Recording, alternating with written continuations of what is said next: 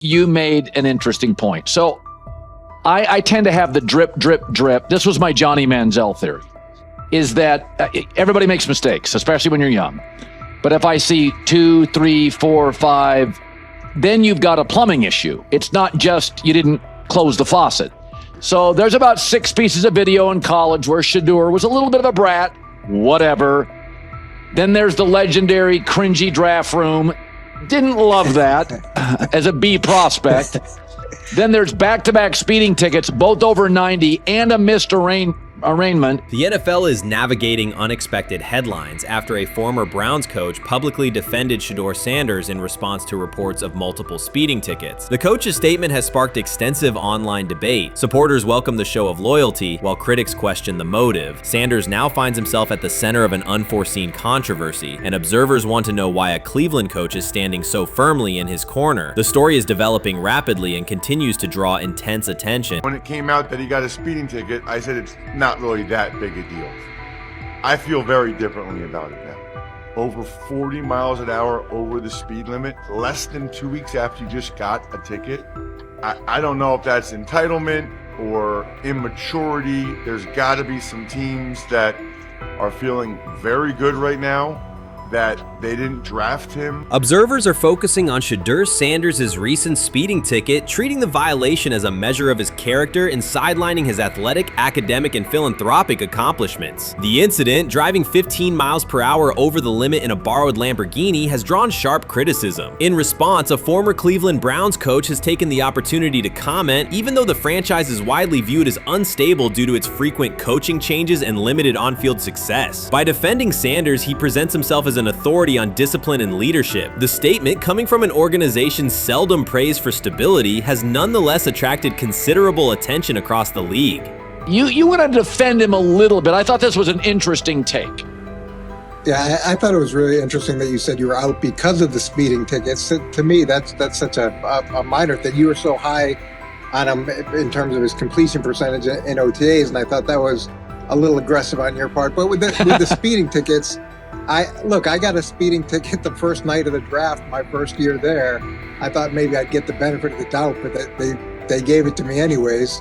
As soon as the former Browns coach defended Shedeur Sanders, social media erupted with commentary, resembling the volume of draft night coverage. Posts and opinions appeared within minutes, and criticism escalated rapidly. Detractors amplified Sanders' minor speeding violation, while supporters argued that such reactions were disproportionate to a single traffic citation. Shedeur Sanders received 2 speeding citations, and the minor traffic issue quickly drew national attention. Before considering the former Browns coach's response, it is useful to clarify the facts. Sanders, son of Pro Football Hall of Famer Dillon Sanders and a current college quarterback, was twice ticketed for exceeding the limit while driving a high-performance vehicle. Commentary on social media escalated rapidly, with critics framing the incident as a significant character concern, even as the league has historically tolerated far more serious legal transgressions. Stepping into the debate, a former Cleveland Browns coach, best known for a tenure filled with losses and contested decisions, issued a strong public defense. He argued that 2 speeding tickets should not define Sanders' reputation or overshadow his on-field talent and community work, urging a balanced assessment of the player's actions. I don't love it from a 5th-round draft pick. I don't love that it happened multiple times, but I do think that this is the first time he's been away from his dad, and there's gonna be some growing pains now. Would I sell my stock on it like you are? Not because of a couple speeding tickets, especially in light of the problems that Brown's quarterback room has had to deal with legally in the last few years. I mean, this is nothing. The debate quickly shifted from 2 speeding citations to broader claims about integrity, growth, and leadership. The former Browns coach framed the infractions as moments for personal development and urged observers to view them in context. Critics responded forcefully. Some called for disciplinary action, others questioned Deion Sanders' parenting, and a few sought to discredit the coach himself, despite his professional record already being widely analyzed across the league. The reaction underscores an apparent inconsistency in public standards. Fans often overlook on-field confrontations, heated sideline arguments, and other significant controversies, yet they treated Sanders' routine traffic offenses, speeding without evidence of reckless endangerment, as indicators of serious character flaws. If such minor violations were adopted as the primary measure of morality in professional football, many players would face similar criticism. Sports media amplified the story almost immediately. Television panels dissected Shedeur Sanders' decision-making, treating 2 speeding tickets as indicators of deeper character concerns. Networks aired detailed segments under banners such as red flags and road rage, repeatedly questioning whether the citations might affect his draft evaluation. Although Sanders is already regarded as a first-round prospect, analysts emphasize that NFL teams value discipline and legal awareness when forming final assessments. Many commentators overlook the fact that other high-profile players have faced more serious offenses without similar scrutiny. Throughout the coverage, the former Browns coach defended Sanders, portraying him as a talented quarterback subjected to disproportionate criticism in a culture that expects near-perfect conduct. His argument was thorough and methodical, asserting that the traffic violation should not overshadow Sanders' skills, work ethic, or future potential. Commentators point out that the coach's intervention was not entirely selfless. He recognized the publicity potential. One day he was an overlooked figure from a struggling Browns era, the next he was a trending name across sports media. The discussion quickly expanded beyond Sanders' speeding citations to questions of image management and narrative control. Critics demanded disciplinary measures, public apologies, team sanctions, and formal statements, yet their objections seemed directed less at the traffic infractions themselves and more at Sanders' high profile, confidence, and resistance to traditional expectations. In practical terms, Sanders' brand remains intact. The coach secures renewed relevance, and the episode supplies another headline in the ongoing story of modern football. The next time Sanders is seen in a high-performance car, the debate will likely reignite, focused not on speed limits, but on the broader culture of the league. Meanwhile, new voices continue to join the conversation. Broadcaster Colin Cowherd has already weighed in, offering his own reassessment of the incident and its broader implications. Breaking news, Shedeur Sanders last night was pulled over going 100 miles per hour. All right, he clocked 101, 41 miles an hour over the speed limit in Cleveland. He will have the opportunity to fight the ticket in court. Now, I'm not exactly sure where he was pulled over, whether or not that it was in Ohio or whether or not that it was in his home state. But typically when you're going 40 over, that's flirting with the line of reckless driving. Folks, I gotta tell you, I don't understand what it is with these young men driving at absurd speed. Colin Cowherd's view of Shedeur Sanders shifted abruptly. Days after praising the quarterback's poise and skill, he appeared on air to declare that Sanders is overhyped, unfocused, and distracted by celebrity. The reversal was immediate, without any gradual reconsideration. Cowherd now frames Sanders' 2 speeding tickets as evidence of poor judgment, even though he has defended other quarterbacks facing far more serious off-field issues. The sudden, wholesale withdrawal of support leaves viewers questioning the consistency of Cowherd's criteria and illustrates how quickly media narratives can change when minor incidents receive outsized attention. This is Okay. nothing. Okay. How much of this is, Jimmy Haslam has his hands all over Manziel, has his hands all over Deshaun Watson, admitted it, man enough to admit it. I saw the reaction in the draft room when they took Shedeur Sanders. Pretty obvious it wasn't the coach and the GM's pick. How much is this team has 8 last place finishes in 13 years owning it. How much of this is we don't have a very good owner here like Washington, D.C. and the Commanders? Yeah, I didn't love the owner stepping in and saying, hey, you got to take this guy in the 5th round. And I doubt they'll ever admit to it. While Colin Cowherd urged teams to move on from Shedeur Sanders, former Browns coach Eric Mangini offered a more measured response. Mangini, whose tenure in Cleveland was marked by mixed results, used his platform to provide context rather than condemnation. Instead of sensationalizing the speeding violations, he encouraged viewers to consider Sanders' circumstances. A 21-year-old quarterback whose life is scrutinized both on and off the field. Mangini acknowledged that the tickets were mistakes, but emphasized that they do not by themselves define Sanders' character or future. He noted the extraordinary attention athletes receive today, combining the responsibilities of quarterback, public figure, and social media presence. Under such pressure, missteps are magnified, and criticism multiplies quickly. Mangini concluded that any evaluation of Sanders should weigh the totality of his behavior, performance, and growth, rather than isolate 2 traffic citations as decisive evidence of poor judgment. So before your final year at Miami, there's a lot of conversations revolved around Shedeur Sanders. Obviously, I'm assuming you guys have a great relationship. Some of the clips you've seen and stuff like that. What is it like for you to have like this rivalry with Shedeur? I don't have a rivalry with him. That's my boy. So at the end of the day, this whole process, we thought me and him were going to be 1 and 2 the whole time. Whether he's 1, I'm 2, whether I'm 1, he's 2. And so that's just always been, our mindset. It didn't go that way. I thought he was one of the better quarterbacks in the draft as well, even throughout college. A lot of stuff out there on him ain't really, the truth, just because they spin it different ways. Like they spin stuff about me different ways. But I mean, when he gets his chance, become a starter, I know he's gonna make the most of it. And I'm ready to get back to work with him, after the season, talk some more stuff to him. Cam Ward directly challenged the uneven standards applied to Shedeur Sanders, calling them inconsistent and unfair. By insisting that performance, not politics, guide evaluation, he shifted the discussion from one player to a league-wide problem. Sanders' treatment now serves as a test of how the NFL supports and evaluates emerging quarterbacks. I feel a special relationship with him, especially me. First getting to know him 5 years ago when I started working with him. But it didn't surprise me because he's a good quarterback. He doesn't get a lot of the credit that he deserves. Especially the plays that he made in Colorado. A lot of quarterbacks in the country are making those plays. So when he gets this opportunity, I'm pretty sure having soon today, he'll make sure he'll make plays on the field. Cam Ward's public challenge to the treatment of Shedeur Sanders brought the issue into clear view. For months, discussion around Sanders has centered on his profile, major compensation, a prominent Nike deal, and the expectation to stabilize a struggling franchise. Rather than a standard evaluation of a top prospect, he has faced sustained skepticism from analysts, fans, and league voices. Ward's comments underscored that the standards being applied to Sanders diverge from those used with other rookies. By stating it directly, he did more than support another quarterback. He identified a broader problem in how the league responds to young players with significant visibility. The takeaway is direct. Assessments should reflect on-field performance and development, not external narratives. Generational talent. I'm gonna prove him right. I'm gonna prove him right. Don't worry. Oh my God. An article came out today. I'm generational. So I guess it's article versus article. I like that you think that, man. But we all know the truth.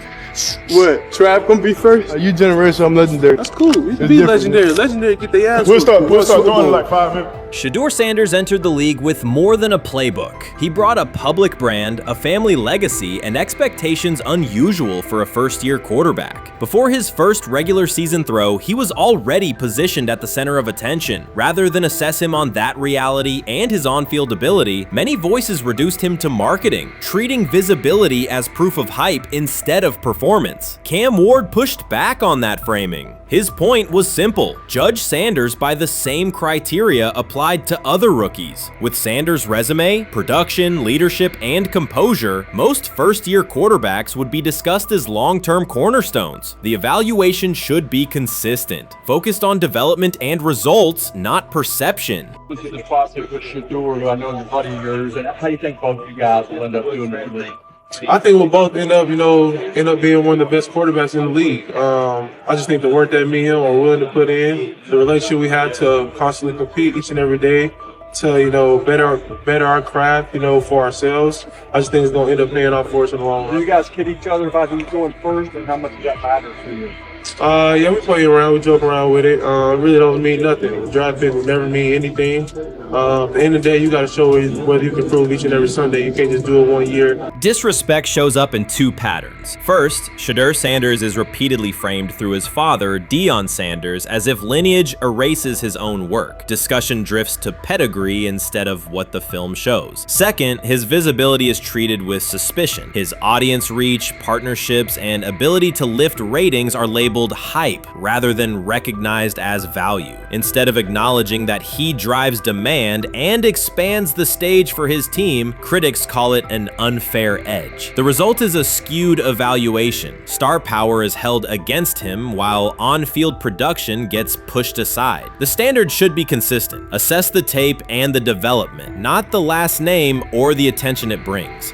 Well, Ward were microfacts. Cam Ward's remarks went beyond defending Shedeur Sanders. They confronted how the league manages star power. The reality is simple. The NFL markets visibility, but resists it when a player doesn't follow the expected script. Rookies are supposed to be quiet, deferential, and grateful for limited leverage. Sanders arrived with leverage, brand reach, major endorsements, and confidence. And that presence was recast as entitlement. Instead of treating those factors as earned advantages, much of the commentary used them to diminish him. Ward called out that contradiction. The same influence the league sells to audiences is criticized when a young player exercises it. His point is a standards problem, not a personality dispute. Evaluate Sanders on his preparation, leadership, and results. Don't penalize him for having a platform or for using the leverage that the modern NFL itself helps create.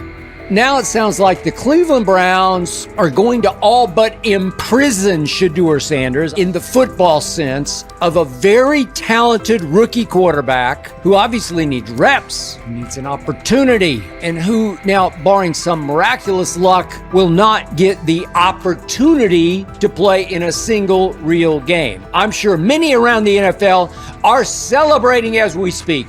They are chuckling about this. Many in the NFL wanted to teach Shedeur and his daddy. Cleveland became the center of the conversation. With Shedeur Sanders attached to a major Nike partnership, the expectation was straightforward. He should be given real game reps. The Browns instead leaned on Joe Flacco as the default choice, treating stability as the safer path while sidelining a quarterback with clear cultural and commercial pull. Each week Sanders didn't see the field, scrutiny grew. Commentary questioned the value of his contract environment and relevance, and fan debate shifted from development to doubt. That wasn't measured evaluation. It was a delay framed as prudence that eroded confidence in the process. Cam Ward reset the terms of the debate. He pointed to an uneven standard. When veterans or other young players secure significant endorsements, it's considered smart business. When Sanders does it at scale, it's recast as ego or hype. Even the scope of his off-field agreements became ammunition against him rather than evidence of market demand. Ward's position is simple. Use one standard. Assess Sanders on preparation, decision-making, and progression, not on discomfort with his platform. Treat visibility as an asset, not a disqualifier. The issue isn't attitude or branding, it's the consistency of the evaluation. Ward called it directly. The treatment has been unequal, and it should be corrected by aligning opportunity with performance criteria. Fans need to recognize there's not a team in the league he'd start for. Not one. That's not ridiculous, that's not unfair, that's not a vast conspiracy. Shedeur Sanders fans are Angel Reese fans. They're just fair weather fans who don't really give a fuck about the sport. Most of them are just Dillon fucking groupies that followed him when he went to fucking Colorado, just like Angel Reese's fans had never watched basketball prior to her playing at LSU, and they followed her to the WNBA and don't know shit about the sport. That's it. Now Dillon fucking groupies are running around acting like, oh, this is payback to his dad. The timing is pivotal. Shedeur Sanders isn't trying to blend into the league's background. He's shaping the agenda. He drives debate segments, fuels short-form highlights, and moves merchandise at a pace most rookies never approach. By the metrics that define modern attention, he is the draw. Yet, a segment of observers continues to undercut him, not because of shortcomings on tape, but because of discomfort with how prominent he already is. Cam Ward put words to what many could see. Coverage around Sanders has been filtered through reaction to his visibility, rather than a clear read of his performance and growth. The market has already weighed in. Demand is real, not manufactured. Nike's record-level rookie endorsement aligned with that reality, signaling long-term value and cultural reach. This exposes a core contradiction. The NFL depends on star power to sell tickets, fill stadiums, and boost ratings, but it resists stars who set terms on their own. Visibility is celebrated until a player exercises it. The fix is straightforward. Apply one standard. Evaluate Sanders on preparation, decision-making, and results, and treat his platform as the asset it is. If the league benefits from his presence, its evaluation practices should reflect that same reality, consistently and without penalty for scale. Shedeur Sanders does not depend on league promotion. He established his platform before the NFL and continues to expand it on his own terms. That autonomy challenges the status quo. Cam Ward's support was more than a defense of a teammate. It was a warning that if the league holds to outdated expectations, it risks falling behind the very players who drive audience attention and revenue. Claims that Sanders lacks real popularity ignore measurable facts. A large, active following, consistent merchandise demand, and sustained coverage across major outlets. Doubts about his standing as a quarterback overlook his college production and growth indicators. The pattern is familiar. Efforts to minimize him increase his reach. Each skeptical headline widens the spotlight, and each dismissive take creates more engagement. You cannot reduce a player built for visibility by arguing he should be less visible. The practical outcome is the opposite. Scrutiny becomes signal. Sanders is not merely enduring criticism, he is turning it into momentum, converting attention into leverage on and off the field.